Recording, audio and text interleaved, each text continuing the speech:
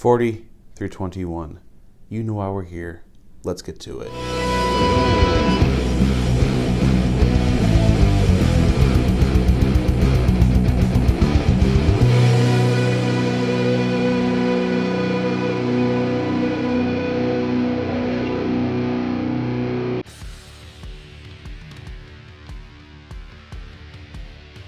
The equally melodic and chunky riff I blasted every time I got angry.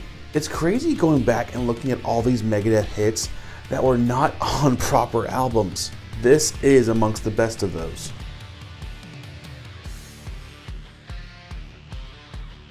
I absolutely adore the riff and vocal melodies during the verse. It's super chill, but unpredictable in how it disturbs the blow beneath the surface.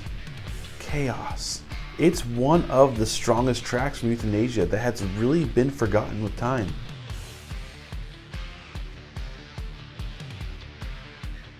Conspiracy stuff aside, this song is powerful in ways of the riff. The chaotic verse giving way to the groovy chorus is fantastic. I guess the only real flaw I have with this song is Dave sounds very That's a nitpick though. If you listen to the track, you know what I mean. His voice sounds off. Just shows though that the originals on 13 could be great.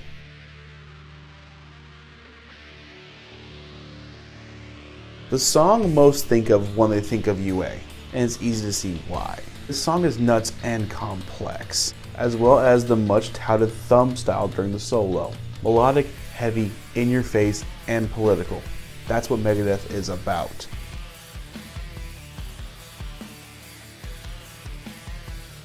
I am so glad this song got a well-deserved full recording. Originally, all we had was the demo, and it had, to me, one of Megadeth's best riffs, paired with the super trippy, verse riff with a very odd time signature.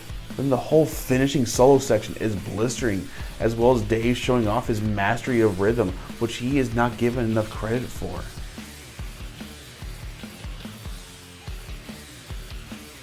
Quite possibly my all-time favorite Gallup melody. A staple to the live shows ever since its inception, which leads me to the best version of this song, the live version from the Rude Awakening show. Yes, there are better versions of it live, but this is the most easily accessible. It's extended and majestic, as well as showing what Albatross are actually capable of doing.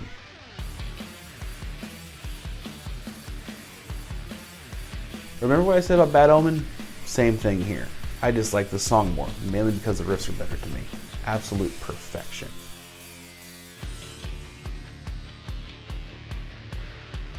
This song is intense. One of Dave's absolute best vocal performances. The musicality is good, but this song is here for its substance. And that is a very heavy-hearted substance.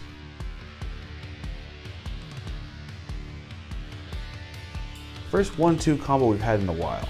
Endgame had a ton of hype leading up to its arrival. New lead guitarist, Head Crusher is making his talk show rounds. People, like me, were stoked. You hit play on the record and you get greeted with this beauty.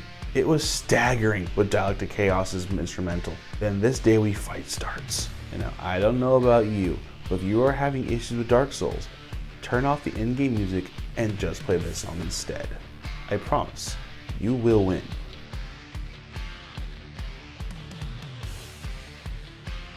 A bit of a wild card this high up, but this is a song that resonated and stayed with me throughout the years. It's a song that builds and builds and it just feels good. Chris Poland's guitar work on this track as well is just glorious.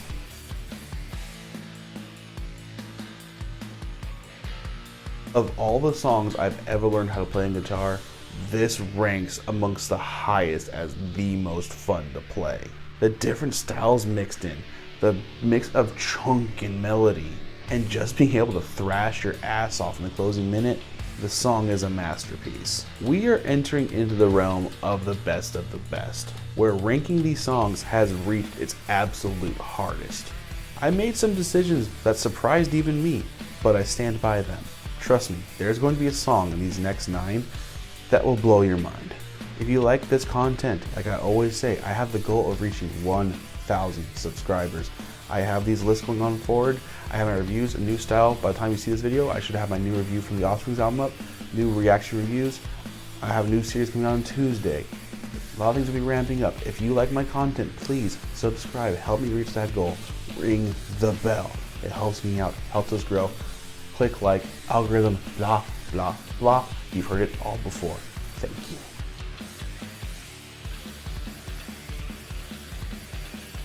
Every year, after Thanksgiving, this song gets blasted. But it's not a gimmick. Far from it. Peace Sells is such a masterpiece of an album full of high caliber tracks, this being one of the best. It's a complete package of a song. Unsettling cleans, dark leads, and thrashing riffs. It has everything you could ever want at bargain sale prices.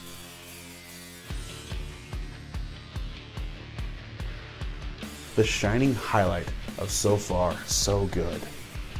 So what? I covered this way back in my original ranking video. The song is pure fun, tongue-in-cheek sarcasm, and the PMRC speech is a thing of complete beauty.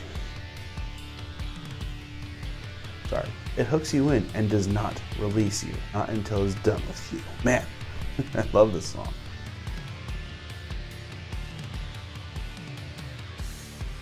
The night I was going to see Megadeth and Scorpions play together, there was a car accident on the freeway which locked up even worse than it already is. Like I said before, I live in the Bay Area, so if you live here, you know how bad it already is. By the time we finally got there, Megadeth was almost done. But the first song we were able to hear on arrival was this one. As far as title tracks go, this is one of the best. Main riff brings in memories of Hangar 18. Chorus is time for Kiko just to shine bright like a diamond, and the bridge is a slamming, just grand old time. So damn good, or dare I say, me like.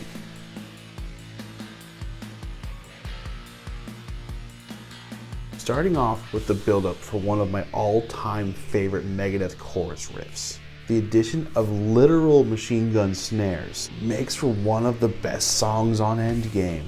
This song doesn't just have one of my favorite chorus riffs, it has one of my all-time favorite solo riffs.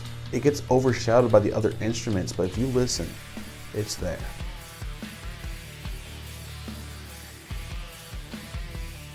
Why wasn't the song on Hero? It needs it. The world needs it. Sure, it's a fairly standard riff, but that does not matter in the slightest. The song is smooth as silk, satisfying as hell to play, and it's just plain amazing.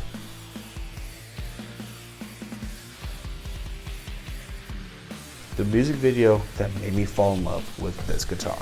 That video, paired with all the badassness of all the riffs in this track, cements it as one of the top songs of theirs to me. There is no bad part in the song. It's amazeballs.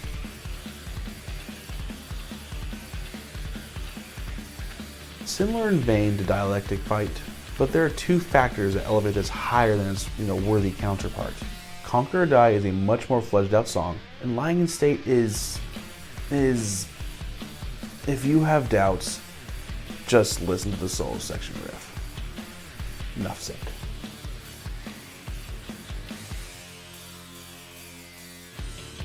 I'm gonna catch some heat for this, but think about it, people. It cracked the top 25 of a massive catalog. You could remove the verse completely and just leave it as Shredfest and it would not budge an inch. Between its undeniable grooves and true shred mastery on display, those are two things combined that completely make sense.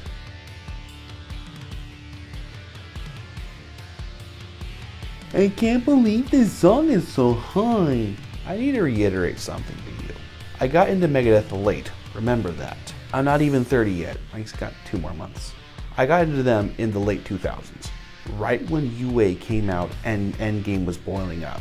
I was highly impressionable to music at the time. Head Crusher came out and well, my brain was crushed. Even taking nostalgia out of the equation, this is far and away one of the most aggressive Megadeth tracks. Not in the typical Megadeth sense of aggression, just an actual aggression. You think aggressive, Head Crusher is that. Alright, top 20. This is where we split it up. It's gonna be 20 through 11, and then the top 10. I was on a little vacation, that's why this video is delayed a week. Had to, take care of other things as well, so it all makes sense. Everything is back on track. 2 weeks left, people. Then I take a little break from this series, get the stick stuff ready to go. But you know it's coming. Stay tuned for new series this week. Stay tuned for new style reviews. I don't know what that was, but you do, because I'm David. You can call me Fenrirock. Bye.